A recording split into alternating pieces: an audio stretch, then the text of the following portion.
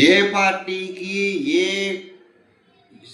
అభ్యర్థికి, ఏ ఎమ్మెల్యేకి, ఏ ఎంపీకి, ఏ సీఎంకి, ఏ రాజకీయ నాయకుడికి 5 సంవత్సరాలే టైము. ఆ టైం ముగిసిపోయిన తర్వాత వాళ్ళు ఇంప్రూవ్మెంట్ చేయకపోతే వాళ్ళని ఆ రాజకీయాలకి వాళ్ళు అనర్హులు. 55 ఏళ్ళు దాటిందంటే రిటైర్మెంట్, వాళ్ళకి ఖచ్చితంగా రిటైర్మెంట్ కావాల్సిందే. గవర్నమెంట్లో ఈ రూలు ఎంప్లాయీకి ఉన్నప్పుడు ఏ రాజకీయ నాయకులకు లేదు.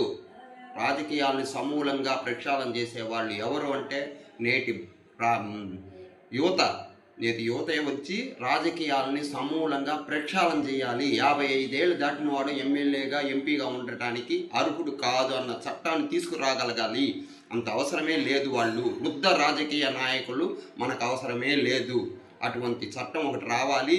అప్పుడు కానీ దేశం ఇంప్రూవ్మెంటు కాదు. మళ్ళీ ఆవేశంగా ఉన్న యువకుడితోనే పనులు అవుతాయి. కానీ ఏమి చలనం లేకుండా బండను తీసుకుపోయి కుర్చీలో ఎత్తుకుపోయి పెడితే అట్నే ఉంటుంది. అది వీడు అంతే. ఈ రాజకీయ నాయకుడు వృద్ధుడికి వీడికి ఏం తెలుస్తుంది? అంత అవసరమా? ఈ వృద్ధ రాజకీయ నాయకుల్ని ఎంత తొందరగా ఇంటికి పంపించాల్సిందే. సిట్టింగ్ రాజకీయ నాయకులు ఒకసారి 4 సార్లు, 5 సార్లు, 10 సార్లు వీడి తాత సీట్ అది అట్నే కూర్చొని ఉండటానికి. ఆ నియోజకవర్గంలో ఇంకొకటి చదువుకున్నవాడు ఉంటాడు కదా, వాడికి తెలియదు రాజకీయాల్లో వాడు రాకుండా ఎందుకు చేయాలి? అందుకని చెప్పి వాడికి ఇవ్వండి ఒక అవకాశాన్ని.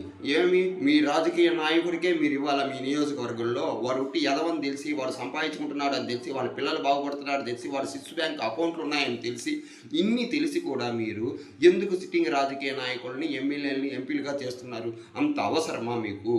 కుల రాజకీయాలు ఏ కులపోడు వచ్చినా కూడా రాజకీయాలకి కులంతో సంబంధమే లేదు. రాజకీయ నాయకులకు కులానికి సంబంధమే లేదు. వాళ్ళు రాజకీయ నాయకులు అంటే ఏంటి? ప్రజాసేవ చేయడానికి వచ్చిన వాడికి కులంతో సంబంధం ఏంటి? ప్రజాసేవ చేయాలంతే.